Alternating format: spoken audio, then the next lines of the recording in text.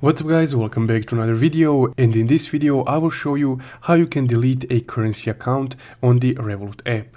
So let's get started.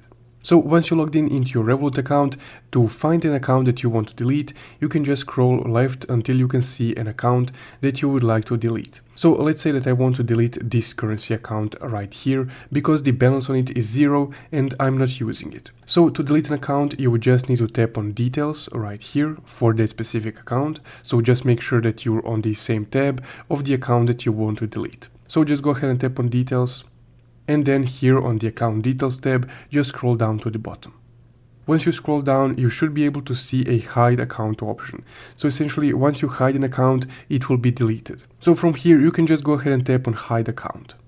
Now here's a disclaimer that if you hide this account, people would still be able to send you money on that account. So just go ahead and tap yes right here.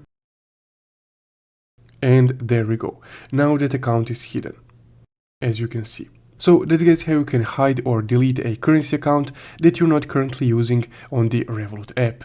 If you found this video helpful, don't forget to leave a like and subscribe. Thank you for watching.